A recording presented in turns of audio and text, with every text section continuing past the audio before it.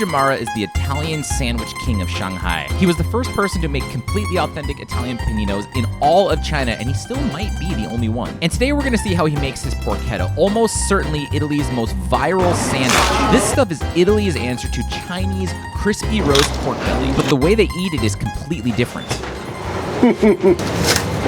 Crispy is the most tasty. I put some spice inside, I tie it up, make some cut in the skin. I am a freak about olive oil, extra virgin only. Toto, have you ever had Chinese crispy pork belly? Amazing. I'm here 25 years. As you can see, I like to eat. I have the living proof here. We go to put this baby inside. 4 hours and a half, 5 hours. Need time to digest. I was a control freak in my previous life. Still am a control freak. Ask to my wife, she will say the same.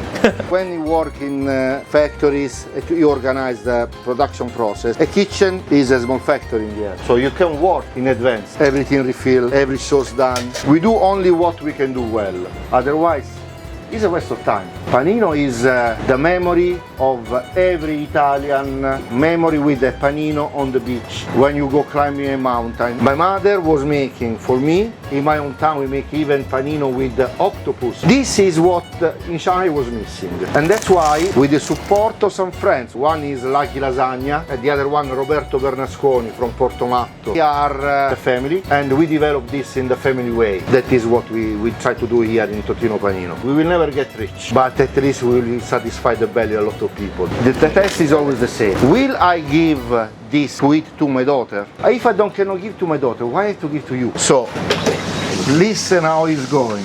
He's speaking, he's telling us, I am almost ready. I can shortcut to do it, but why? It's not the same. And what I can give more? Too quiet.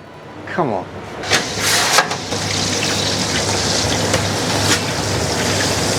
You can see the meat is cooked, but it's still tender. Please. Thank you, sir. That's good. Porchetta for the panini. We slice. Now we have to do 2 panini because Kyle has a big stomach and we have to satisfy him. Huh? Yes, I do. We use a ciabatta. Crispiness has to be crispy. This is like all the Italian bread, all the home-style bread, with big holes in the center. In Italian is alveolo, I don't know in English, sorry for my ignorance. 1 and 2, it goes. La porchetta. We developed this with the Lucky Lasagna, this is his recipe. Lettuce, cheddar cheese, porchetta, and sun-dried tomato. A little bit of acidity, a little bit of sour, preserved with olive oil, oregano, garlic. In Italy, every family in the south has his own recipe for the sun-dried tomato, like the tomato sauce. The second one that we will call gourmet, truffle is one of our excellent food in Italy. We use arugula, one of my favorite and expensive cheese. My wife always complained that I spend a lot of money. It is a pecorino, so it's a sheep milk with truffle in the center. This is the sound of the bread. Dun, da, da. The bread, as I told you, has to have this crispy. You sound that is the crispiness.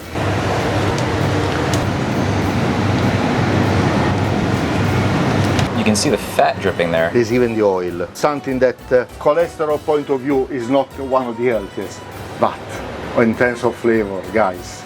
Panino is different from sandwich for the kind of bread.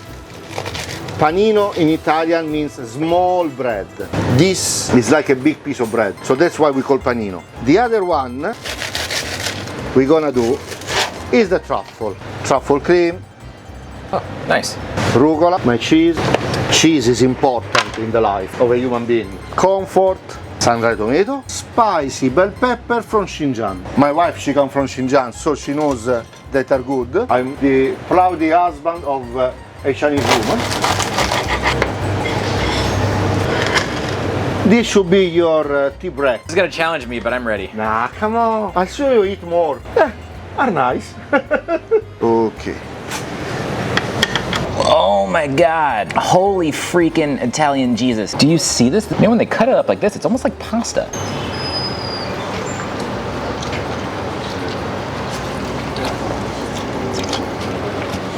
That is so good. The taste really is very similar to Cantonese pork belly. The only thing is, it's got kind of like Italian style herbs in there. This kind of fresh and wild flavor.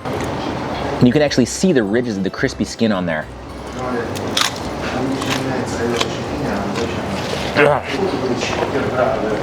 You know, I will say, people make fun of Italians on the internet, but they are right to be proud of their food.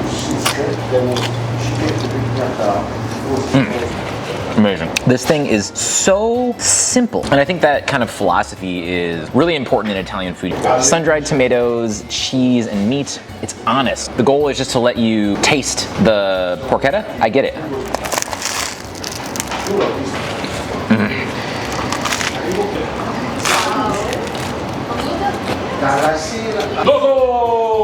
Oh my God, there's a lot of Italians in this place. You can still taste that really nice, just like crispy pork belly through it. Really a lot of Italians in this place.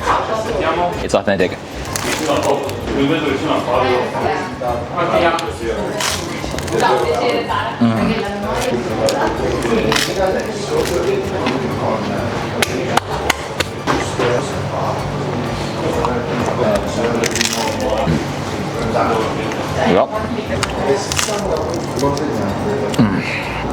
Of course, probably the most important thing here is the bread. It's got these kind of amazing air holes in it, but the outside is like shockingly crispy. Stuff just shatters in between your teeth. Because it's actually about tasting the bread in combination with ingredients, as opposed to American sandwiches where you kind of just cover stuff up.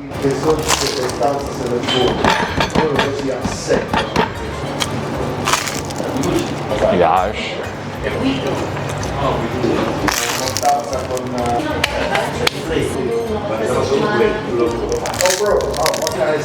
The tomatoes actually also help. It's just tastes Italian. That's all I have to say about it.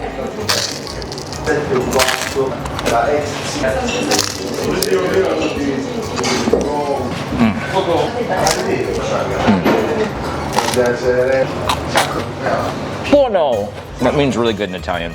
I don't know what my pronunciation. Not great, probably. Number 2, the Truffle King. One thing I like about the sandwiches here is they come out actually still hot from the oven.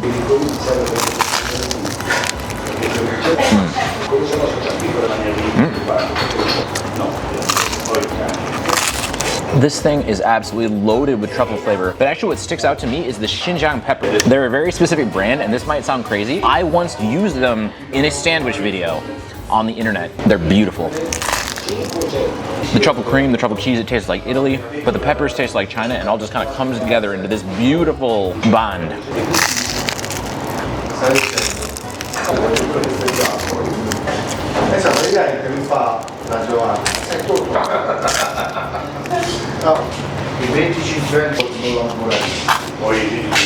Oh man. Buono. Toto was telling me his wife is actually from Xinjiang, so this sandwich might kind of be a love story.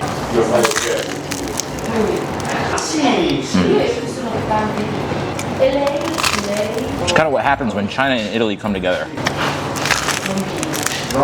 And that's something I kind of noticed about Toto as I was talking to him. You know, he's been in China a long time. People often kind of talk about how kind of fixated on their own stuff the Italians are, but China hasn't had a really strong influence on him. He's always kind of like looking, trying to learn, see what people like.